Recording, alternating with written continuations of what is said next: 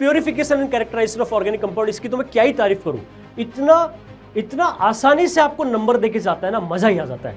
ये वाला पार्ट मैंने कवर कर रखा है ऑप्टिकल आइसोमेरिज्म के साथ वाली वीडियो के अंदर। जिस लेवल पे तुम आज हो, अगर तुमने right selection of the chapters किया तो तुम्हारा जो स्कोर है वो 40 to 50 मार्क्स तक बूस्ट कर सकता है। अब भी कर सकता है, यस कर सकता है। केमिस्ट्री के अंदर एटीट्यूड नहीं चलता बेटा, नॉन इक्वेशन चलता है। ठीक है, तो आपको स्कोर लाना है तो पढ़ना पड़ेगा कौन से चैप्टर्स हैं जिनके अंदर आपको एनसीईआरटी पढ़नी ही पढ़नी चाहिए। जेईई मेंस में स्कोर बूस्ट करने के लिए जो प्रॉब्लम है वो सिलेबस नहीं है, प्रॉब्लम होता है राइट स्ट्रेटजी का सिलेक्शन। और यकीन मानना, जिस लेवल पे तुम हो, जो स्कोर तुम्हारा अभी आ रहा है वो स्कोर डबल तक जा सकता है, ट्वाइस तक पहुंच सकता है अगर आपने राइट पाथ चूज किया तो। केमिस्ट्री एक बहुत ही लॉयल और रॉयल सब्जेक्ट है। अगर आपने इसकी तरफ एक हाथ बढ़ाया तो ये मार्क्स की बारिश कर देता है। अगर आपने किसी एक चैप्टर को ढंग से पढ़ लिया तो बहुत हाई प्रोबेबिलिटी होगी कि उससे आने वाला जो क्वेश्चन है वो पेपर में आपका सही होगा ही होगा। बट पता है प्रॉब्लम क्या है? प्रॉब्लम यह है कि तुमने हमेशा क्वांटिटी पे ध्यान दिया, क्वालिटी पे ध्यान दिया ही नहीं। किसी चैप्टर को ढंग से पढ़ने की कोशिश नहीं की, हमेशा पूरा सिलेबस कंप्लीट करने के पीछे भागते रहे। इसलिए तुम्हारा जो कॉन्फिडेंस है वो अभी भी लो है सब्जेक्ट को लेके, केमिस्ट्री को लेके। तुम्हारा कॉन्फिडेंस जो है जेईई के लिए अभी भी उतना अच्छे से डेवलप नहीं हो पाया है। और अगर कॉन्फिडेंस कम है तो हाउ कैन यू एंश्योर कि आपका जो आने वाला जेईई एग्जाम है वो एक अच्छा होगा, अच्छा स्कोर उसके अंदर आ पाएगा। जेईई में स्कोर सिर्फ पढ़ने से नहीं, प्रिसाइजली पढ़ने से आता है। जिस लेवल पे तुम आज हो, अगर तुमने right selection of the chapters किया तो तुम्हारा जो स्कोर है वो 40 to 50 मार्क्स तक बूस्ट कर सकता है। अब भी कर सकता है, यस कर सकता है। अब जो आप वीडियो देख रहे हैं, इतने सारे स्टूडेंट हैं, एक स्ट्रेटजी मैं सबके लिए अप्लाई नहीं कर सकता, इसलिए मैं सारी ऑडियंस को, सारे स्टूडेंट्स को डिवाइड करने वाला हूं 3 कैटेगरी के अंदर। कैटेगरी ए के अंदर जो स्टूडेंट आने वाले हैं वो होंगे अनस्टेबल कार्बोकैटायंस। उनको मैंने नाम दिया है अनस्टेबल कार्बोकैटायंस। मतलब वो जो है उनका सिलेबस जो है वो कंप्लीट नहीं हुआ है, उनका जो थ्योरी पार्ट है वो क्लियर नहीं है, उन्हें ये भी क्लियर नहीं है कि उनको कहां से पढ़ना है और कितना पढ़ना है सो दैट उनका एक डिसेंट स्कोर आ सके। उनका जो गोल है वो बहुत सिंपल है कि जनवरी एग्जाम में कैसे भी करके एक डिसेंट स्कोर आ जाए। अप्रैल अटेम्प्ट तक हो सकता है आप ज्यादा इंप्रूव कर ले अपना सब्जेक्ट, बट जनवरी तक किसी तरीके से 50-60 तक आपका जो मार्क्स है वो आ जाए, ये उनका एक टारगेट है। तो उनको मैं ऐसे कुछ चैप्टर बता दूंगा जो कि लो एफर्ट और हाई वेटेज वाले होंगे, मतलब कम मेहनत बट जो नंबर है, जो स्कोर है वो आपका अल्टीमेटली अच्छा ही आएगा। तो ऐसे चैप्टर मैं आपको सेलेक्ट करा दूंगा और सोर्स भी बता दूंगा कि ये चैप्टर कहां से पढ़ने और इसमें कितनी मेहनत करने की जरूरत है। कैटेगरी बी की बात करते हैं। कैटेगरी बी के अंदर आएंगे इक्विलिब्रियम सीकर्स। इक्विलिब्रियम सीकर्स कौन है बताओ जरा? इक्विलिब्रियम सीकर्स वो होंगे जो एक्चुअली जिनका थ्योरी पार्ट कवर है, जिनके कॉन्सेप्ट भी क्लियर है, बट उनके मार्क्स बहुत फ्लक्चुएट कर रहे हैं एग्जाम के अंदर। उनके जो मार्क्स है वो स्टेबलाइज नहीं हो पा रहे हैं। कोई चैप्टर पढ़ा उन्होंने पूरा सिलेबस पढ़ के टेस्ट दिया, बट उनका जो स्कोर है वो अभी भी एक अच्छा स्कोर जो वो एक्सपेक्ट कर रहे हैं वो स्कोर तक नहीं पहुंच पा रहे हैं। तो एक्चुअली बेटा आपके केस में जो काम आएगा वो आएगा previous year papers. Previous year papers को आप सोल्व करेंगे, वो आपके लिए हेल्पफुल रहेगा। और रिवीजन इज द की। आपने थ्योरी पढ़ ली है, बट हो सकता है आप एग्जाम में जाने से पहले कुछ चीजें भूल जाते हो, तो इसलिए आपको सिलेक्टिव पार्ट जो हाई वेटेज वाले टॉपिक है या जो थोड़े टफर साइड पे आते हैं उनका रिवीजन भी आपको करना पड़ेगा। अब बात करते हैं कैटेगरी सी की। सी जो है वो है एक्टिवेटेड कॉम्प्लेक्स। एक्टिवेटेड कॉम्प्लेक्स में कौन से स्टूडेंट आएंगे? एक्टिवेटेड कॉम्प्लेक्स में वो स्टूडेंट आएंगे जिनकी प्रिपरेशन अच्छी खासी हो चुकी है और जिनका जो स्कोर है वो भी 50-60 तक टच कर रहा है इन द एग्जाम्स। जो भी मॉक टेस्ट वो दे रहे हैं अपने इंस्टीट्यूट के अंदर या सेल्फ स्टडी करके इवेल्युएट कर रहे हैं अपने मार्क्स, तो उनका जो स्कोर है वो डिसेंट आ रहा है, ठीक ठाक आ रहा है, बट स्टिल दे वांट कि उनका जो स्कोर है वो हाईएस्ट पहुंच सके, 90 क्रॉस कर चुके या 80+, 85+ तक स्कोर उनका जा सके। इसके लिए उनके केस में जो काम करेगा वो काम करेगा टाइम मैनेजमेंट, एग्जाम टेम्परामेंट और सेलेक्टिव हाई वेटेज रिवीजन जो है वो आपके केस में गेम चेंजर होगा। राइट? तो इन तीनों ही कैटेगरी वाले स्टूडेंट के लिए जो काम आएगा वो आएगा बेटा right selection of the chapters. और वो हमें कैसे पता लगेगा? वो हमें पता लगेगा प्रीवियस ईयर पेपर एनालिसिस से, जो कि मैं लेके आया हूं इनऑर्गेनिक, ऑर्गेनिक और फिजिकल तीनों के लिए इंडिविजुअली। मैंने 2023, 24 एंड 25 में हर चैप्टर से जो नंबर ऑफ क्वेश्चंस आए हुए हैं वो मैं लेके आया हूं, सो दैट उससे हमें क्लियर आइडिया होगा कि किस चैप्टर का इंपॉर्टेंस कितना है। तो बच्चों, इस वीडियो के लास्ट में मैं आपको यह भी बताने वाला हूं कि कौन से चैप्टर के लिए जो एनसीईआरटी है वो मस्ट रीड होने वाली है। मतलब कौन से चैप्टर में एनसीईआरटी की जरूरत है ही है, बिना पढ़े काम नहीं चलता है, और कौन से ऐसे चैप्टर है जहां आप एनसीईआरटी बिना पढ़े भी जा सकते हैं, कोई प्रॉब्लम नहीं है। तो at the end of the video I will clear this doubt also. चलिए, तो एट द वेरी फर्स्ट हम स्टार्ट करेंगे इनऑर्गेनिक केमिस्ट्री। इनऑर्गेनिक केमिस्ट्री के अंदर आप देख सकते हैं आपका जो सिलेबस है बेटा वो थोड़ा वैसे ही कम हो चुका है, राइट। हाइड्रोजन नहीं है, एस ब्लॉक नहीं है, मेटलर्जी नहीं है, तो इतना आसान अब हो चुका है ना कि आप कुछ चैप्टर लिमिटेड कर ले तो यार बढ़िया स्कोर आएगा ही आएगा। देखो, periodic table, chemical bonding, coordination compound and D and F block, ये जो 4 चैप्टर है बेटा, ये 4 चैप्टर तो सबको ही करने हैं, किसी भी कैटेगरी का स्टूडेंट हो। एक्चुअली बी और सी कैटेगरी वाले स्टूडेंट तो वो तो सारा सिलेबस ही करने पे ध्यान दे, लेकिन जो ए कैटेगरी वाले हैं जिनका सिलेबस कंप्लीट नहीं हुआ है, जिनको समझ नहीं आ रहा है कौन से चैप्टर उन्हें पढ़ने हैं, तो ये 4 चैप्टर तो सबको ही पढ़ने हैं, बिकॉज ये इजी टू स्कोर है। केमिकल बॉन्डिंग थोड़ा लेंथी है बट क्वेश्चन आएगा, और 2 क्वेश्चन तक भी आ सकते हैं। Coordination compound is also important, और उसके साथ में डी एंड एफ ब्लॉक। अब एक काम करते हैं, इंडिविजुअली हम इनको देख लेते हैं, 1 बाय 1 देख लेते हैं। पीरियोडिक टेबल की बात करते हैं। पीरियोडिक टेबल में पीरियोडिक प्रॉपर्टीज वाला जो पार्ट है that is the most important, और इससे जो नंबर ऑफ क्वेश्चन आते हैं वो 1 से 2 क्वेश्चन आते हैं हर साल। एक क्वेश्चन तो आएगा ही आएगा, but at the max 2 question भी आ सकते हैं, बिकॉज पी ब्लॉक के अंदर जो पार्ट है पीरियोडिक प्रॉपर्टी, वो वाला पार्ट भी यहीं से कनेक्टेड है। जैसे फॉर एग्जांपल हैलोजन फैमिली के अंदर अफिनिटी का ऑर्डर पूछ लिया, अब वो बिलोंग पी ब्लॉक से करता है, या फिर आपका जो बॉइलिंग पॉइंट है, मेल्टिंग पॉइंट है, इसका ऑर्डर भी पूछ सकता है, पी ब्लॉक से बिलोंग कर रहा है, but periodic table, periodic properties उसमें काम आ रही है। तो एक्चुअली पीरियोडिक प्रॉपर्टीज पढ़ने से आपका जो पी ब्लॉक का पार्ट है वो भी कवर होगा, और आपका जो क्वेश्चन है वो मिलेगा ही मिलेगा पेपर में, 100% मिलेगा इस वाले पार्ट से। इस वाले पार्ट में भी स्पेशली पीरियोडिक प्रॉपर्टीज, और पीरियोडिक प्रॉपर्टीज में भी आप एक काम जरूर करें, जो पी ब्लॉक चैप्टर है, पी ब्लॉक, आप पी ब्लॉक भले ही पूरा ना पढ़े, लेकिन पी ब्लॉक के अंदर जो हर ग्रुप के अंदर, ग्रुप नंबर 13, 14, 15, 16, 17, 18, इन हर ग्रुप के अंदर जो पीरियोडिक प्रॉपर्टीज की टेबल लिखी हुई है उस टेबल को जरूर पढ़ ले। उसके अंदर important property like atomic size, ionization energy, electron affinity, density, electronegativity, melting point, boiling point, ये प्रॉपर्टी जरूर आप वहां से पढ़ ले। उसके बाद बात करते हैं केमिकल बॉन्डिंग की। केमिकल बॉन्डिंग इटसेल्फ बहुत इंपॉर्टेंट चैप्टर है और इजी है, कोई हार्ड नहीं है। पता नहीं बच्चे क्यों इस चैप्टर से डरते हैं, इसके अंदर स्टेप बाय स्टेप आप चीजें समझते जाते हैं, तो कुछ रटने जैसा इस चैप्टर में नहीं है। इस चैप्टर में बिल्कुल कुछ भी रटने जैसा नहीं है। इसके लिए जो सोर्स है आप यूज कर सकते हैं, वन शॉट वीडियो आप देख सकते हैं LNJE के YouTube चैनल के ऊपर, जिसमें मैंने इस चैप्टर को 2 पार्ट में कवर किया है, chemical bonding part 1 and part 2। And एक बात और, हमने जब केमिकल बॉन्डिंग कवर किया है तो उसमें पी ब्लॉक के भी कुछ टॉपिक लिए हैं। फॉर एग्जांपल मैंने उसी में लिया है हाइड्रोलिसिस, मैंने उसी में लिया है ऑक्सी एसिड्स, मैंने लिया है बैक बॉन्डिंग, ब्रिज बॉन्डिंग। हालांकि ये पी ब्लॉक के, बट केमिकल बॉन्डिंग में रखने से पी ब्लॉक का पार्ट भी आपका कवर हुआ, और केमिकल बॉन्डिंग एनसीईआरटी का जो है वो तो कवर होगा ही होगा। उसके बाद बात करते हैं नेक्स्ट चैप्टर जो है वो है कोऑर्डिनेशन कंपाउंड। इस चैप्टर की तो मैं क्या ही तारीफ करूं। कोऑर्डिनेशन कंपाउंड कोई छोड़ के जा रहा है ना, मतलब मैं उसको एक मतलब बहुत ही ना समझी वाला स्टेप कहूंगा। कोऑर्डिनेशन कंपाउंड जैसे चैप्टर छोड़ने जैसा है ही नहीं। अगर आपको नहीं आता है तो भी आप बिल्कुल आसानी से इसको तैयार कर सकते हैं। Like it will take around 2 to 3 days। अगर आपको बिल्कुल नहीं आता है तो भी 2 से 3 दिन में पूरी तरह से वीडियो देख के समझ के तैयार हो सकता है, राइट। आपको करना क्या होगा, चैप्टर का पूरा कंटेंट देख लेने के बाद आपको इसमें करने होंगे इसके previous year papers, previous year questions, that's it. इससे करने से आपको कॉन्फिडेंस आ जाएगा चैप्टर के अंदर। और आप ये मान के चले कि लगभग 2 क्वेश्चन, हो सकता है एक भी आ जाए, बट आप यही मान के चले कि इस चैप्टर से 2 क्वेश्चन आएंगे। तो आप देखो, ये दोनों पढ़ने के बाद और अकेला ये चैप्टर पढ़ने के बाद इन दोनों के बराबर ये चैप्टर है, राइट। तो ये चैप्टर बहुत इंपॉर्टेंट है, जेईई एडवांस के लिए भी बहुत इंपॉर्टेंट है। जेईई एडवांस में भी इससे सवाल आता है। उसके बाद नेक्स्ट है डी एंड एफ ब्लॉक। ये छोटा पैकेट बड़ा धमाका है भाई, D and F block. D and F block NCERT के अंदर देखना बहुत थोड़े से पेजेस हैं डी और एफ ब्लॉक के, लेकिन सवाल तो एक ही आता है। सवाल 2 भी आ सकते हैं। एक्चुअली नंबर तो उतना ही दे रहा है ना बेटा, जितना केमिकल बॉन्डिंग मेहनत करने के बाद देगा उतना ही हमें डी एंड एफ ब्लॉक भी देगा।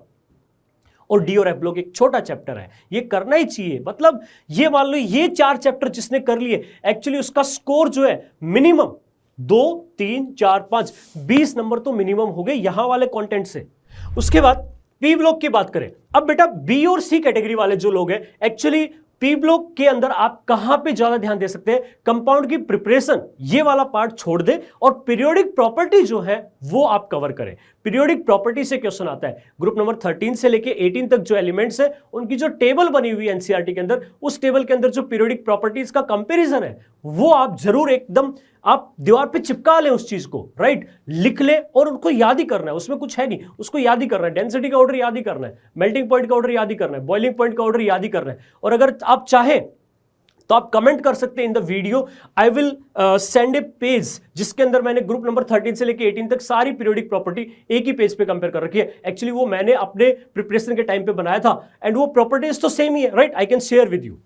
उसके बाद बात करें सोल्ट एनालिसिस। देखिए सोल्ट एनालिसिस जिसने अभी नहीं पढ़ा है, अभी तक नहीं पढ़ा है, तो मैं उसको सजेस्ट नहीं करूंगा कि अभी वो सोल्ट एनालिसिस पढ़ने पे ध्यान दे, इंस्टेड वो इन्हीं चैप्टर को स्ट्रॉन्ग करने पे ध्यान दे। लेकिन जिसने सोल्ट एनालिसिस पढ़ा है, जिसको टेस्ट ऑफ कटायन और टेस्ट ऑफ एनायन के बारे में आइडिया है, तो केवल वो जो जेईई मेंस के सिलेबस में लिखे हुए हैं, केवल वो टेस्ट आप पढ़ सकते हैं और अपना ये वाला चैप्टर भी ठीक ठाक कर सकते हैं, राइट। इस तरीके से आपका जो इनऑर्गेनिक है वो कंप्लीट हो जाएगा। एंड नेक्स्ट हम बात करते हैं बेटा ऑर्गेनिक केमिस्ट्री की।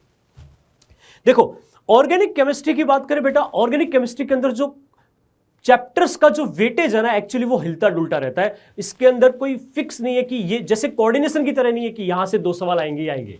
यहां पर जो क्वेश्चंस है वो एक दूसरे से कनेक्टेड होते हैं। आपने देखा होगा ऑर्गेनिक के अंदर ए से बी, बी से सी बन रहा होता है, सी से डी बन रहा होता है। तो हो सकता है ए से बी में कुछ हेलोजन डेरिवेटिव का यूज हुआ, बी से सी में कुछ कार्बोनिल का यूज हुआ, सी से डी में कुछ अमाइंस का यूज हुआ। तो एक्चुअली ऑर्गेनिक तो आपको कंप्लीट ही पढ़नी चाहिए सर, लेकिन मैं तो सर ए कैटेगरी वाला हूं, मैं तो अनस्टेबल कार्बोकैटायन हूं, मेरे को नहीं आता ऑर्गेनिक। तेरे को अगर ऑर्गेनिक नहीं आता तो तू एक काम कर, केवल ये वाले 3 चैप्टर्स कर ले, biomolecule, purification and separation technique, और उसके साथ में एक जीओसी।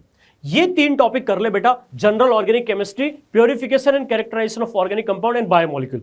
तीनों जो चैप्टर है, तीनों से सवाल आएगा ही आएगा पेपर में 100%, और कम से कम एक एटलीस्ट एक सवाल आएगा, 2 भी आ सकते हैं बट एटलीस्ट एक क्वेश्चन तो आएगा ही आएगा। और यहां से करने के बाद में, and it is not related with the pure organic, core organic से रिलेटेड नहीं है। कोर ऑर्गेनिक बोले तो रिएक्शन वाला पार्ट, मैकेनिज्म वाला पार्ट, जीओसी में नहीं है, प्योरिफिकेशन वाले पार्ट में भी नहीं है, और बायोमोलिक्यूल्स में भी नहीं है, राइट। तो ये 3 चैप्टर इंडिविजुअली पढ़ के भी तू कम से कम 12 से 15 नंबर ऑर्गेनिक के अंदर ला सकता है। उसके बाद बात करें बाकी जो चैप्टर है, इनका हम 1 बाय 1 देखते हैं किसका कितना वेटेज है। हेलोजन डेरिवेटिव की बात करें तो हम लोग हेलोजन डेरिवेटिव में किनको रखते हैं, इसमें हम dehydration of alcohol, preparation of alkene भी एक्चुअली ऐड कर लेते हैं, और substitution reaction, elimination reaction, free radical की रिएक्शंस जो है वो भी इसमें कवर कर रखी है हमने। तो हेलोजन डेरिवेटिव के आप 1 से 2 क्वेश्चन मान ही सकते हैं। ऑर्गेनिक के अंदर, एनसीईआरटी के अंदर ये जो चैप्टर है आपका, ये हेलो एल्केन्स की कैटेगरी में आता है और कुछ पार्ट एल्कोहल और ईथर से आता है, ठीक है। तो एल्कोहल और ईथर एनसीईआरटी का और हेलो एल्किन मिला के आप कम से कम 2 क्वेश्चन मान सकते हैं, और 3 क्वेश्चन भी आ सकते हैं, कोई बड़ी बात नहीं है। लेकिन जैसा कि मैंने कहा, ऑर्गेनिक के अंदर आप कोई एक चैप्टर पढ़ के जा ही नहीं सकते, आपको पूरा ही कवर करना होगा। तो I would really suggest category B and C student कि आप ऑर्गेनिक को पूरा कंप्लीट करें। पूरा कंप्लीट करेंगे बेटा तभी कॉन्फिडेंस आएगा आपको चैप्टर्स के अंदर। पूरा कंप्लीट करने के लिए सर मेरे को कितने क्वेश्चंस करने पड़ेंगे, आपको केवल पीवाईक्यूज करने हैं। ऑर्गेनिक के अंदर केवल पीवाईक्यूज कर लो, बिकॉज प्रीवियस ईयर पेपर जो है उनके अंदर जो क्वेश्चंस आए हुए एक्चुअली बहुत ही वैरायटी ऑफ द क्वेश्चंस आपको मिल जाएगा, एंड उसमें डिफिकल्टी लेवल भी अच्छा खासा मिल जाएगा। 2025 के जब आप पेपर सोल्व करेंगे, खासकर 2025 वाला, उसके अंदर अच्छे क्वेश्चंस आए हुए हैं, राइट। तो आप पीवाईक्यूज केवल कर ले चैप्टर वाइज, उससे भी आपका जो ऑर्गेनिक है वो अच्छा हो जाएगा। Carbonyl compound very important, carbonyl compound, इसके अंदर नेम रिएक्शन है, एल्डोल कैनिजानो, जहां से सवाल आता ही आता है। पर्किन कंडेंसेशन हो गया, बेंजोइन कंडेंसेशन हो गया, हेलोफॉर्म रिएक्शन हो गया, यहां से सवाल आता ही आता है। और ये आपको कहां से करना है, आप इसकी थ्योरी पढ़ेंगे, and we are going to cover whole organic in our 1 shot videos, जिसमें हमने हेलोजन डेरिवेटिव कवर कर लिया है, एल्कोहल एंड ईथर भी कवर कर लिया है। अब हमारा जो पार्ट बचा है कार्बोनिल कंपाउंड बचा है और उसके साथ में एरोमेटिक कंपाउंड और बायोमोलिक्यूल ये वाला पार्ट बचा है, जो कि नेक्स्ट अपकमिंग 2 वन शॉट के अंदर पूरा कवर हो जाएगा। तो आप हमारी वन शॉट की वीडियोस देख ले, उसमें हम सारा कंटेंट जो है वो कवर कर रहे हैं। उसके साथ में आप चैप्टर वाइज पीवाईक्यूज कर लेंगे तो आई एम वेरी श्योर कि आपका जो सब्जेक्ट है वो इंप्रूव हो जाएगा। और अगर आप फिर भी चाहते हैं, कैटेगरी सी वाले स्टूडेंट की बात करते हैं, सी वाले स्टूडेंट भी ज्यादातर जो स्ट्रगल कर रहे होते हैं वो एक्चुअली वो ऑर्गेनिक के अंदर स्ट्रगल कर रहे होते हैं। तो बेटा उसके लिए आपको क्या करना है, पीवाईक्यूज को मल्टीपल टाइम्स आप लगाइए, एक बार में काम नहीं चलेगा। एक बार जब हम करते हैं तो हमारी जो गलतियां हैं वो हमें दिख जाती है, बट सुधरने के चांस तब हो पाते हैं जब आप उसको मल्टीपल टाइम करते हैं। तो आप आई विल रियली सजेस्ट कि आप एक काम करें, प्रीवियस ईयर पेपर्स को 2 बार रिपीट करें, राइट? मतलब एटलीस्ट 2 टाइम्स आप करने की कोशिश करें प्रीवियस ईयर पेपर्स को, और 22 से 25 तक, राइट? अगर 21 भी हो जाता है तो बढ़िया है, बट 22 से 25 तक आपको जो पेपर्स है वो 2 बार करने हैं अटेम्प्ट। उसके बाद बात करते हैं एरोमेटिक के बाद next chapter is biomolecules. Biomolecule से सीधा साधा एक सवाल आ सकता है। बायोमोलिक्यूल के अंदर जो इंपॉर्टेंट है वो है कार्बोहाइड्रेट्स और अमीनो एसिड्स। हालांकि डीएनए और आरएनए वाले पार्ट से भी क्वेश्चन आए हुए हैं, तो बायोमोलिक्यूल आप पूरा ही पढ़े और एनसीईआरटी से पढ़ेंगे, दैट इज ऑल्सो इनफ। हमारी वीडियो देख ले, उसके बाद में आप एनसीईआरटी से पढ़ ले, फिर प्रीवियस ईयर क्वेश्चंस कर ले, मतलब एक दिन में पूरा कवर हो सकता है। बायोमोलिक्यूल की जो वन शॉट वीडियो के अंदर ये कंटेंट कवर होगा, it will not take more than 4 hours. तो 4 आवर का हो गया, 2 घंटे में आपने एनसीईआरटी पढ़ ली और 3 से 4 घंटे में आपने क्वेश्चन लगा दिए। एक दिन में पूरा आपका जो चैप्टर है वो कवर हो जाएगा। It will not take even full day, 8-10 घंटे में पूरा चैप्टर कवर हो जाएगा आपका। उसके बाद purification and characterization of organic compound, इसकी तो मैं क्या ही तारीफ करूं, इतना आसानी से आपको नंबर देके जाता है ना, मजा ही आ जाता है। ये वाला पार्ट मैंने कवर कर रखा है ऑप्टिकल आइसोमेरिज्म के साथ वाली वीडियो के अंदर, 3 घंटे में, केवल 3 घंटे में ये वाला पार्ट मैंने कवर कर रखा है। आप इसको वहां से पढ़िएगा, साथ में केवल पीवाईक्यूज, ओनली पीवाईक्यूज, और कुछ भी करने की जरूरत नहीं है, पीवाईक्यूज सोल्व कर लेना।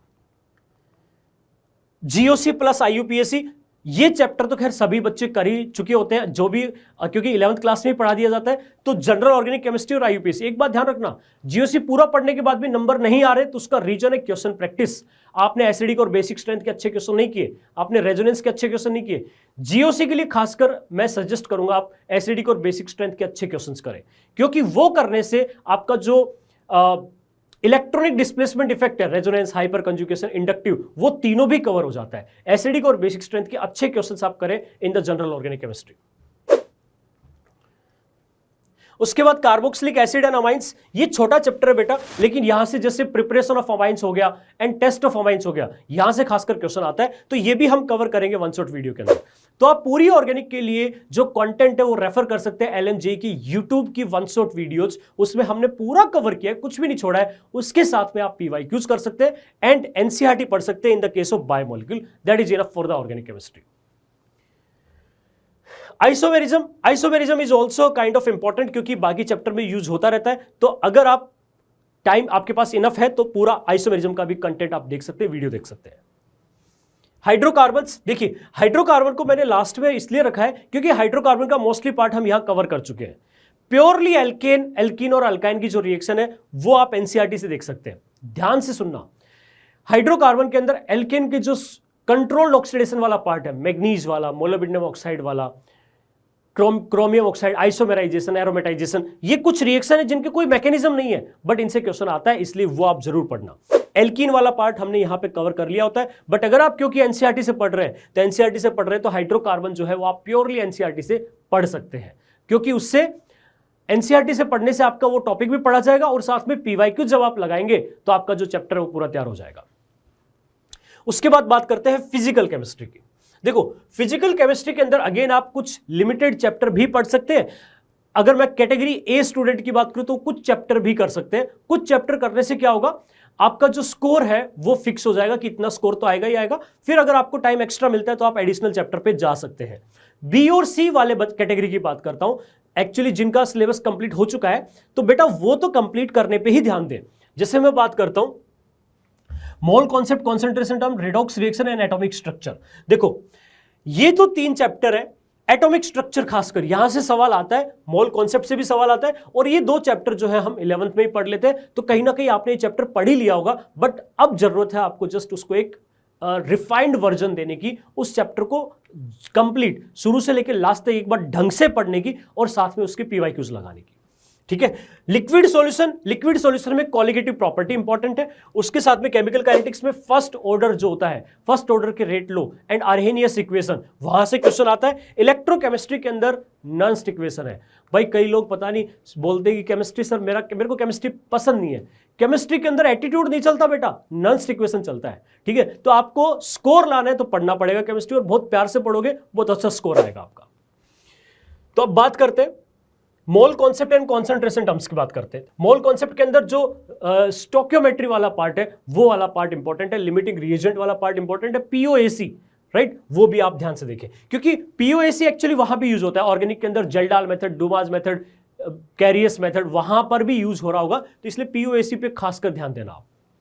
इलेक्ट्रोकेमिस्ट्री के अंदर, इलेक्ट्रोकेमिस्ट्री में नॉन इक्वेशन पे मैंने ज्यादातर बार क्वेश्चन देखे, तो एक्चुअली जिन्होंने बिल्कुल नहीं पढ़ा है वो नॉन इक्वेशन वाली जो चीजें वो ढंग से कर लेंगे, और बाकी बी और सी वाले जो स्टूडेंट है वो तो कंप्लीट ही करेंगे, और साथ में पीवाईक्यूज 22 से लेके 25 तक 2 टाइम्स करेंगे इस चैप्टर के।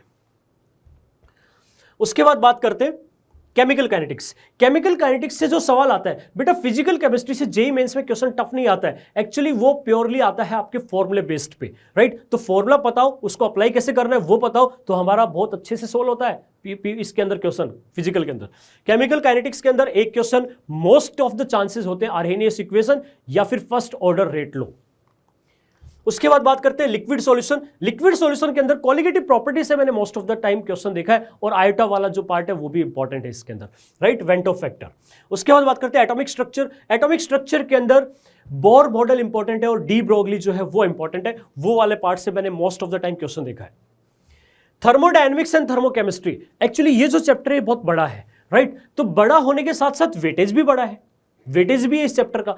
तो जो ए कैटेगरी वाले स्टूडेंट है मैं उनको बोलूंगा एक बार इस चैप्टर की बजाय आप इन चैप्टर पे ज्यादा ध्यान दें, और बी और सी वाले जो बच्चे हैं एक्चुअली वो क्या कर सकते हैं, इसका वन शॉट वीडियो आप देख सकते हैं जिसमें हमने कवर कर रखा है कम टाइम के अंदर पूरा चैप्टर, ठीक है। साथ में आप क्या कर सकते हैं, साथ में पीवाईक्यूज, मैं और कुछ सजेस्ट नहीं करूंगा एट दिस टाइम, आप केवल पीवाईक्यूज कर ले। फिजिकल में एनसीईआरटी पढ़ने की जरूरत नहीं है, फिजिकल के अंदर ओनली पीवाईक्यूज एंड साथ में ये जो चैप्टर है इनके one shot videos, at this time ये इनफ है। और आपके पास जो नोट्स बने हुए हैं तो वो नोट्स एक बार आप पढ़ लेंगे तो आपको फॉर्मूले जो है वो याद हो जाएंगे। रिडॉक्स रिएक्शन की बात करें तो रिडॉक्स के अंदर अगेन इंपॉर्टेंट है, आ जाता है क्वेश्चन, और ये इजी है ना, इजी चैप्टर होता है ये रिडॉक्स के अंदर। एन फैक्टर वाली कैलकुलेशन से क्वेश्चन आ जाता है, जिसमें हम लोग इवन बैलेंसिंग से भी क्वेश्चन आ जाता है, तो रिडॉक्स वाला पार्ट जो है वो भी आप कर सकते हैं from the one shot videos. तो मैं आपको एट द एंड ये बता देता हूं कि कौन सा वाला पार्ट जो है जिसमें एनसीईआरटी की आपको पढ़नी चाहिए, वो कौन से चैप्टर्स हैं जिनके अंदर आपको एनसीईआरटी पढ़नी ही पढ़नी चाहिए। तो वो चैप्टर होने वाले हैं बेटा आपके पी ब्लॉक। पी ब्लॉक के अंदर ग्रुप नंबर 13 से लेके 18 तक की पीरियोडिक प्रॉपर्टीज आपको एनसीईआरटी से पढ़नी है। इनऑर्गेनिक के अंदर वो चैप्टर होगा एक कोऑर्डिनेशन कंपाउंड, जिसके लिए आपको एनसीईआरटी पढ़नी है, और डी और एफ ब्लॉक। इनऑर्गेनिक के अंदर ये 3 chapter, coordination compound, P block and D and F block, इनके लिए आपको एनसीईआरटी से ही कवर करना है सब कुछ। उसके बाद बात करें ऑर्गेनिक केमिस्ट्री की, तो ऑर्गेनिक केमिस्ट्री के अंदर जो आपके क्लास नोट्स होते हैं एक्चुअली वो वेरी मच इनफ होते हैं, उनमें पूरी एनसीईआरटी कवर होती ही होती है। बट साथ में फिर भी मैं आपको 2 चैप्टर सजेस्ट करूंगा जो आपको एनसीईआरटी से कर लेने चाहिए, एक है हाइड्रोकार्बन और एक है बायोमोलिक्यूल्स। ये 2 चैप्टर आप एनसीईआरटी से जरूर कवर कर लेना। आई होप केमिस्ट्री सब्जेक्ट का जो ये डिटेल्ड एनालिसिस है, किस चैप्टर का कितना वेटेज रहता है, ये आपके काम आएगा और आपको इस स्ट्रेटेजी से आपको एक हेल्प मिलेगी आपकी प्रिपरेशन के अंदर। आई होप कि आपका जो एग्जाम का स्कोर है वो बढ़िया आ सके। इस स्ट्रेटजी को देखने के बाद आप एक राइट पाथ पे चल सके और हाई वेटेज वाले चैप्टर को प्रायोरिटी देते हुए आप उन चैप्टर को सोल्व कर सके, पढ़ सके।